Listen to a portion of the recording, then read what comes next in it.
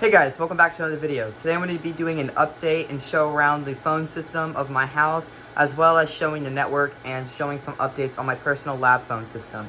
So here we go. If you remember my video a couple months ago that I made of my lab phone system, where I had my VXML code and this registered to this and this and blah blah blah blah and what the frick, I'll leave a link in the description if you want to check that out, and I recommend you check that out before watching this. Anyways, I did some upgrades. Everything is pretty much the same except for the call handling stuff.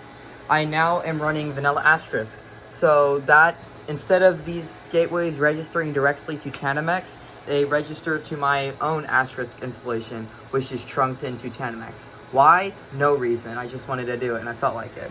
So yeah, it's pretty cool. So I can show you. This is my Polycom phone right here. This is my Polycom VVX 450. And I had an analog, little Panasonic analog landline thing. I broke it. I'm not going to get into how, but I broke it. And hint, it involves me writing PHP code and it not working and got mad. So that's all I'll say. So anyways, this is registered directly to my Asterisk. At least line 1 is. Line 2 is registered to a friend's phone system. So I'll just go ahead and we'll call a number. You are now in the phone directory. Press 1 to hear surprise. Press 2 for Gold.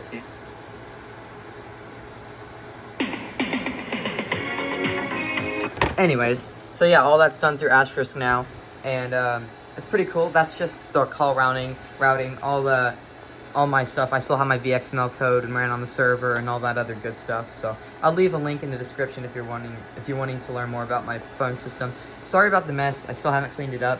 I don't really care to. Next, let's go ahead and talk about my home network. This right here, all from here down to the bottom of my rack, from here down to the bottom, is all my home lab stuff. These two appliances are my house's stuff. So I have Starlink internet. I used to have DSL, crappy DSL internet. We'll get into that later when I talk more about it. But Starlink internet, public IP interface goes directly in here. I'm doing the Starlink router bypass. This is now my main router. This is my new main switch. The reason why it's 48 port and not like a crappy little 27 port, because this was $30 on eBay. So might as well go big or go home, especially because it was only $30. This is a Cisco Catalyst 3650. Best freaking switches ever. I love them. And so this is my main network. We'll go ahead and walk around and look at the APs. All this stuff is APs. If you're wondering what the frick this is my bullcrap, heinous, jank way of getting VLAN to an IP address. Don't worry about it. We're not going to get into it. Anyways, let's go ahead and take a look at the APs and stuff around my house. This right here is my Starlink router. The reason why I've upgraded, I'm not just using the Starlink router, is because I have a bigger house and it has a hard time getting across different rooms. For example, I have siblings' rooms back there. The Wi-Fi by the time it gets over there kind of sucks. And there's just been performance issues, bandwidth issues, and all this other stuff. And so the reason I upgraded the system, I used Cisco AirNet access points, which we'll be able to see right there, because those are a lot more powerful than that router. And I got 3 of them around my house, and I'll show them here. So if we can look about here, excuse the mess. I have the Starlink Ethernet adapter. This thing is great, works great. This is my public IP interface. All this is doing is a power supply. This is no longer a router. It is literally just a power supply to Starlink that's on the ceiling. Or not on the ceiling, but outside on the roof. So this goes into the WAN interface on the Cisco router that I just showed. And then from that switch, I got an AP right there. And then professional Wi-Fi nerds are going to absolute cringe whenever I show them this. But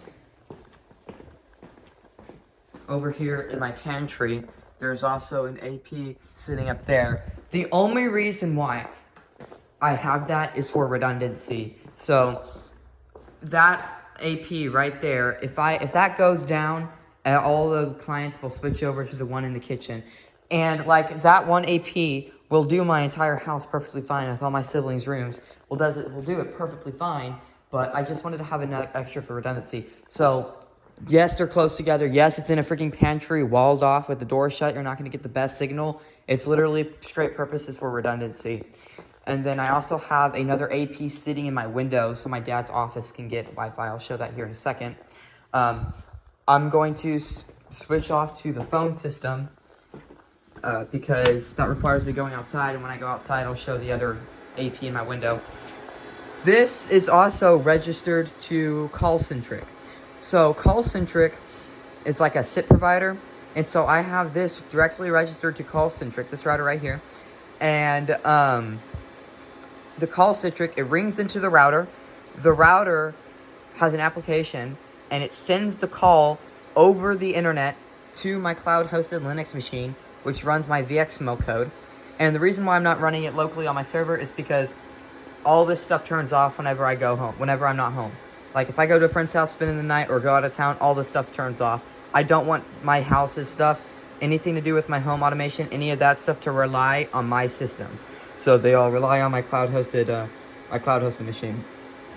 So this right here registers to CallCentric, sends a call over internet VxML, routes the call back, runs a code, and routes to an FXS port. And then if we go look around my house, I'll start off over here by the curtain. My house was built in 2000, so in the year 2000, so there's landline and coaxial ports all around my house. So here's a landline port, and then if I go into my kitchen, there was 3 landline ports in my kitchen, but I removed all of them except for one. So we could see that I have a landline port right here with a crappy little phone that the ringer's broken on, so you won't be able to hear it ring, but we'll place a call through it. That works. And there's ports in all the kids' rooms, all the bedrooms, landline ports in everyone. So what I did, here's where we're gonna go outside. You might be wondering, okay, well, how the heck do you have the Cisco tie into the existing hardwired ports throughout your house? Well, I'll show you.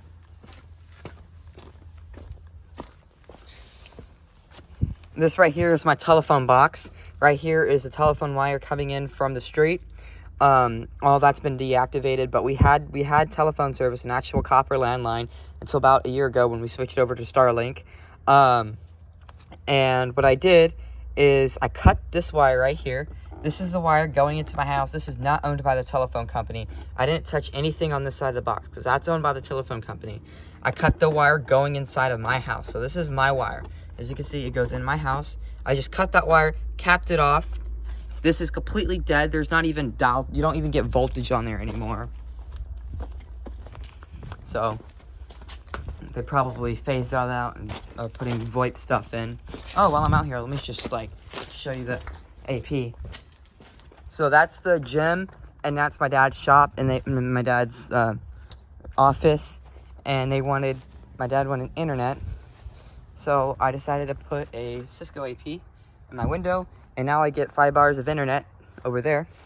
I'm going to be mounting, I want internet. I want to be able to walk around. I want to be able to be on my mower over there and watch YouTube while mowing. Even though I'm not going to do that. That's just an example. So I'm going to buy a high power outdoor AP, and I'm going to mount it on my roof. There's Starlink satellite. So that's the home network. Let's get back to the phone system. So yeah, the Cisco back feeds into one of the landline ports in my room, and then that plugs into the back of an FXS port on my Cisco router. So sorry, this video is getting kind of long. So let's just demonstrate the phone system now. First, let's just make a call, and then I'll show you the web interface. Yes, here's the web interface. So let me just unlock my iPad so we can make a Google Voice call. So let's just go ahead and make a call to my home.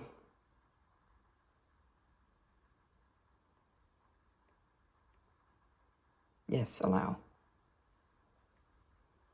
Calling the Raybuck household. Voicemails are not yet supported on this phone system. Please wait while we connect your call. All that you just heard was my cloud-hosted Linux machine. That was all done on my cloud-hosted Linux machine. Now the call is currently back to my Cisco router. And if I pick up the phone, like I said, the ringer's broken, so you can't hear this ring. Testing. You can hear the call through Google Voice on my iPad. Hang back up. Pretty freaking cool. So yeah, that's pretty much the phone system. I mean, I have more phones around the house since I have so many landline ports, and buy a better phone that doesn't have a broken ringer. Next, I'll show you the web interface. So we'll go over here to my laptop. Okay, this is the web interface that I built for the phone system right here. Let me adjust my screen a little bit. I'll go ahead and log in. I'm sorry. Okay, we're back. Logged in. This is the interface, the user interface. So what normal people would see without the admin option. All this is admin stuff. We're not going to get into all that. But we'll have caller management. And it shows the caller ID, the actual caller number. I disabled that feature for this video so you can get people's numbers. But let's say right here, Perry's Google Voice right here. If I go ahead and block that number, query success. And if I try calling home again, oh my God. So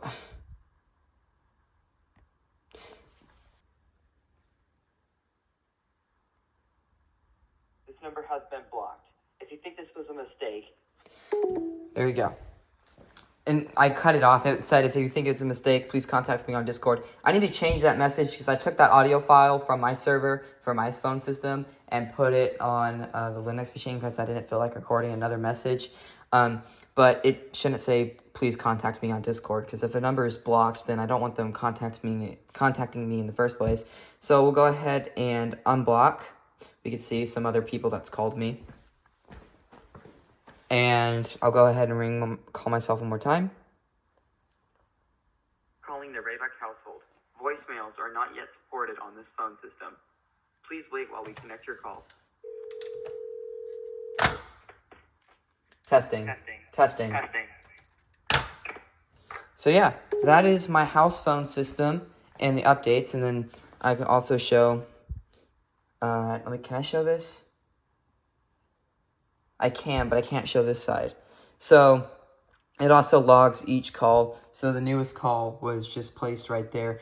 Caller IDs are on this side, so I can't show that side, unfortunately. But yeah, that is the house phone system and the phone system user interface management. I hope you enjoyed this video. Oh, and one more thing. This is the only thing all that was not done through my Asterisk installation. That was completely done through CallCentric and my own VXML code that I wrote for this system.